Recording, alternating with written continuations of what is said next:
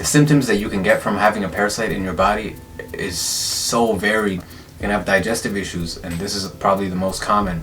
Digestive issues like bloating, gas, constipation, diarrhea. This is, I would say, probably the most common symptoms people get, especially in the beginning. You can get chronic fatigue. You're always tired, and the reason for that is because these parasites, they deplete you of nutrients. The food that you eat, it goes into your gut, and these parasites actually eat the nutrition. They get the nutrition first, and then you kind of get the leftovers of whatever that you're eating. So that's why a lot of people have chronic fatigue, for example. You can get skin rashes and itchy skin.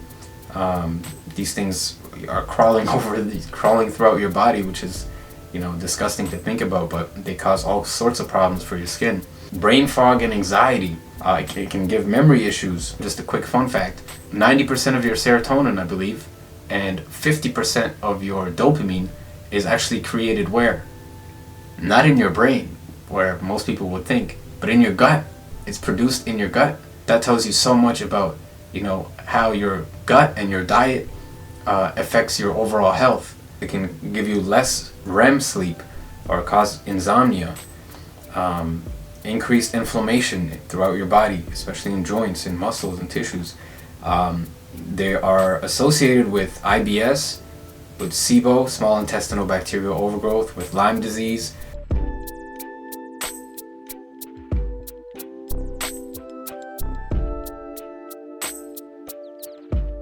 Anal itching is another embarrassing symptom of having parasites. Muscle weakness.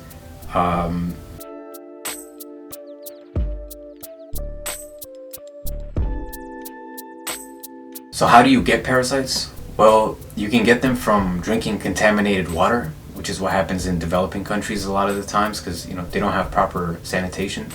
But you can also get it from food. So you can get it from eating undercooked meat.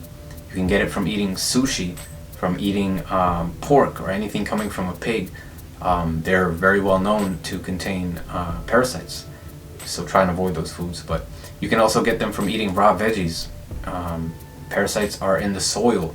They can be passed from your pets. They can be passed from your family members. They can be passed from mosquitoes if a mosquito bites you, which is how a lot of people get malaria, for example, from mosquitoes. Also, if you're traveling, you are at an increased risk of getting parasites, especially if you're going to like South America, or if you're going to Asia, anywhere like a developing country where they don't have their sanitation is not as good as like here. You are at an increased risk of getting parasites. I know so many people who went to like Mexico or Cuba, for like a vacation, and then after they come back from their vacation, sometimes a few weeks after, or sometimes even months after, they get some serious symptoms, and it only gets worse and worse and worse over time, because the parasites, they reproduce in your body over time, right?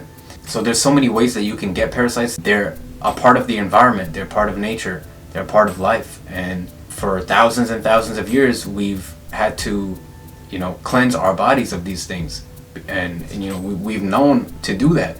We've known which herbs to use to do that for thousands of years. People have used black walnut trees and hulls. People have used wormwood plant. People have used cloves. People have used all kinds of different herbs to actually get rid of these things from your body. It seems like we've almost forgotten about it in mainstream medicine. So it's something that's very, very important that we should be doing regularly, I'm going to read this quote because I think this is very interesting. This is a quote from WebMD. If you get tapeworm from eating pork, the eggs enter your bloodstream and hatch in your tissues. There they form fluid-filled cysts, which doctors call cysticercosis. Probably not pronouncing that right, but this can cause a wide range of possible symptoms. Some of these may include vision changes, lumps on the skin, neurologic changes, or even seizures, which is crazy to think about. But that's not even the most fascinating or worst part about parasites. There's another parasite called toxoplasma, and there's a lot of research, very recent research, that has come out about this parasite, and it's very commonly found in cats. For some reason, this parasite prefers to be in the intestine of a cat. So when this parasite is in a rat, it will basically change the nature of the rat. Rats are naturally afraid of cats, obviously, because the cats will kill them, right? But this parasite will actually cause the opposite to happen. They'll cause the rats to not be afraid of cats and not be afraid of their smell. So they end up pretty much committing suicide because now they're no longer afraid of their predator. You see, the parasite is controlling the mind of the rat, which is incredible. Like, that's fascinating, and it's disgusting, and it's scary all at the same time. But once the cat kills the rat, then the parasite gets transferred to the cat. It goes in the gut of the cat. But that's not even the most interesting part. Take this in. People who own cats are, susceptible. They're vulnerable to getting parasites from their cats. And this particular parasite, called Toxoplasma gondii, can be transferred to the human who owns the pet, and it can actually go to the person's brain and contribute to schizophrenia. It's just like, that's crazy. Listen to this. Toxoplasma is a parasite commonly found in cats which can transfer to humans. Infects approximately 1 billion people worldwide. So many people have this thing. And although most people, their immune system can handle it, like I said, your stomach acid and your immune system can kind of handle these things to make sure they're not, growing like crazy throughout your body. So your body kind of handles it. But in those with weaker immune systems, infection with this parasite can cause an illness called toxoplasmosis, which can result in miscarriages, fetal development disorders, weeks of flu-like illness, blindness, and even death. It has also been associated with mental disorders, including schizophrenia and bipolar disorder. Man, that is insane what these things can do, and they're so tiny. They're so small, yet they have such a huge impact.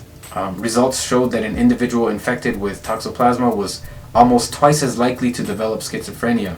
They also found an association with addiction and obsessive compulsive disorder, so OCD. They even found, I didn't write this down, but they even found an association with dangerous behavior, like car accidents and taking, basically taking stupid risks, dangerous risks. That was associated with having this parasite. It influences the levels of neurotransmitters such as dopamine. Parasites either steal, alter, or inhibit several neurotransmitters to get what they want. These include acetylcholine, GABA, serotonin, and dopamine. Gut microbes that break down food can directly affect the production of another transmitter called serotonin in the colon and blood, which can then in turn affect communicative, anxiety-like, and nerve-related behaviors. In the future, there may be the possibility of treating anxiety or depression by administering a healthy microbiome. This is a very important point that I'll definitely be making videos about in the future, but your gut health is the key to your health in general. There's a reason why Hippocrates, I believe like 2,000 years ago or something, said all disease begins in the gut. And just now, like, our mainstream science and mainstream medicine is slowly catching up to the reality of that statement. Like, we're discovering the microbiome that's in our gut, and how it has such a huge impact on disease and preventing disease, and controlling our emotions and our overall state of health. And there's so much more that we have to research into these things, and the more that I'm researching into them and studying things like autoimmune disease especially, you start to see how much of an impact these things have on disease in general. If you like this video, please make sure you share it on Facebook, on IG, share the YouTube link, get your friends and family to subscribe to the YouTube channel so they can see the video when it comes out. And yeah, just share it, show some love, man. This is what I do, man. I'm trying to share what I learned to help some people, help you get in better health, which is a crucial time right now to be doing that. So yeah, keep an eye out for the video coming out. Peace.